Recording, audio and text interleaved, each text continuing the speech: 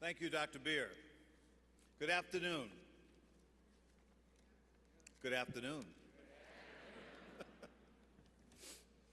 University of Detroit Mercy Board of Trustees Chair, Mike McNamara, our distinguished speaker, Mr. Rip Rapson, Trustee Nancy Sussick, faculty, staff, and students of the university, parents, spouses, relatives, and friends of the graduates, and most especially the 2019 graduating class of University of Detroit Mercy.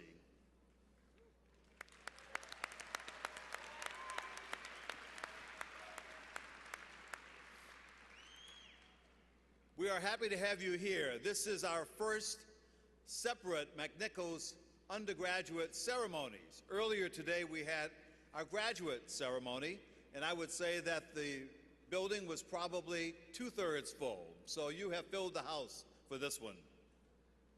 The primary reason we are here today is to celebrate the accomplishments of our class of 2019 graduates. But because our commencement ceremony always coincide with another special celebration this week, I'd like to ask the graduates if they would join me, as well as the audience, in wishing all of the mothers in the audience an early Happy Mother's Day.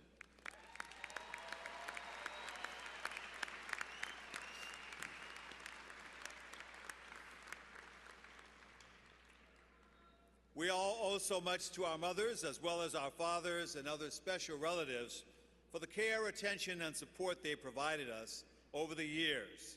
They've raised us and molded us into the persons that we have become. And graduates, this is one of those occasions when it is very appropriate to express your appreciation to the persons in your lives who not only encouraged and supported you, but also made it financially possible for you to achieve your dreams of becoming the individuals that you are today. And I know how much your accomplishment also means to your spouses, grandparents, brothers and sisters, uncles, aunts, and best friends who have joined you and cannot wait until you walk across the stage to receive your diploma. Make sure to thank all of them today and throughout the weeks for their inspiration, encouragement, and especially for the many times that you told them that you could not join them because you had to study. Before you receive your degree, I believe the audience might like to know a few interesting facts about this class of 689 undergraduates. Your class shares many similar characteristics, but also some differences with respect to your ages, your gender, and also the hometowns from which you have come. 75% of you, for example, over 500, are 25 years old or younger, with the youngest being 19 and the oldest being a most seasoned late 60s.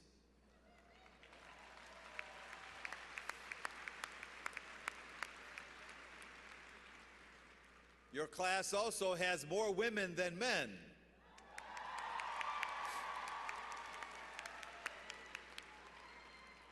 64% female and 36% male. And among the 689 bachelor's degree candidates, you are from different places from across the country and also around the world. 83% of you, or more than 573, are from Michigan. 27 of you come from 13 other states. And the remaining 89 of you are from 8 countries, including Australia, Canada, China, Egypt, France, India, Luxembourg, and Spain.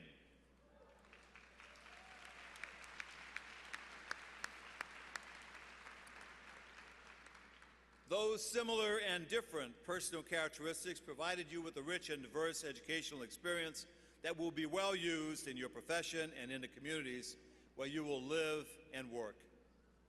As I began thinking about a theme for my brief remarks to you this afternoon, I took a few minutes one day to look through the graduation list. Honestly, I don't usually do that because I typically know the students who are graduating, or at least I think I do. But this review of the graduation list was very different because I began to recall when and how I met several of you. I noted the names of some of you whom I met while you were still in high school or on your first campus visit to University of Detroit Mercy. Some of you have been very faithful in making appointments during the semester for my weekly student hours. Some of you I met during my annual freshman luncheon, and some during your student-athlete campus visits. And then there are others of you whom I have told on more than one occasion to come by and see me. And I had to work hard until you came by and saw me. You know who you are, but I've decided to mention a few of you, even though I know I will get into trouble, to see how well you might have recalled some of those interactions of the last few years. So Kaylee, Erica, Connor, Hannah, DeRoss, Grant, Angelo, Vanya, Kelly, Paula, Jeffrey, Carlos, Maria, Danielle, Tiffany, Relicious, and many, many more. And there are other students like Ashley, Jordan, Sydney, Courtney, Kara, and Caitlin who should be here this afternoon, but they have the good fortune of playing in the Horizon League Softball Championships in Chicago.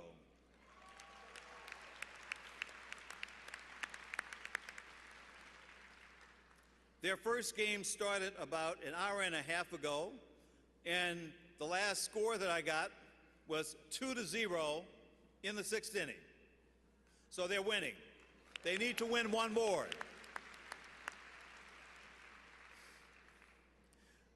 They don't mind being away because they've been waiting 4 years in order to go to a Horizon League championship, and they're there.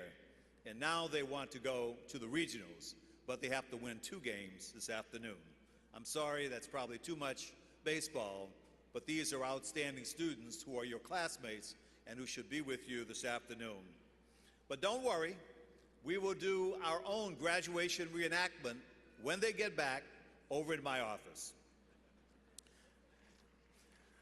My memories of our times together are very pleasant, but the more significant message is that time passes by very quickly. Your 4 years have passed as quickly as I told you that they would during your freshman orientation.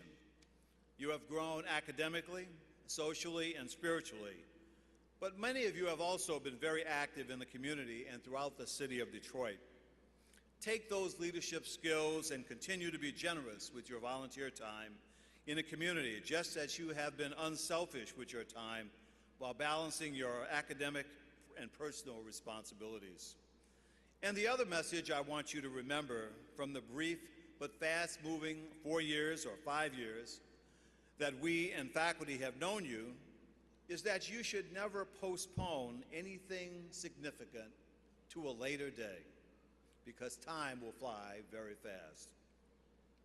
As a university, we've made some modest progress in this community over the last 8 years, but that would not have been possible without the collaboration and support of the Kresge Foundation, which is led by President Rip Rapson, who is our commencement speaker this evening.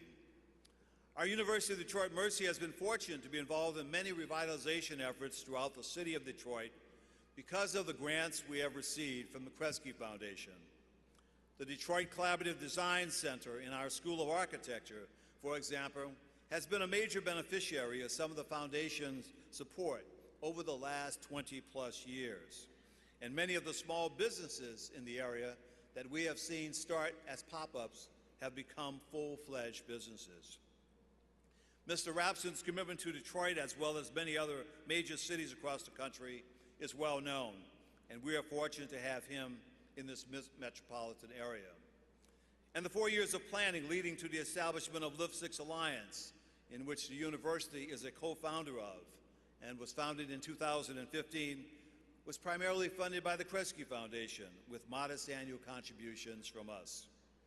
I'm personally indebted to the foundation and also the senior leadership team for their early and continuous support of our community-focused initiatives. Thank you, Rip, for all the support and for being here today to be our speaker. Graduates, remain close to the university, remain close to your school or college as you continue to bring distinction to the university and your profession during your outstanding career. I congratulate you and offer you much success, and may God's blessings be with you and your families forever. Thank you.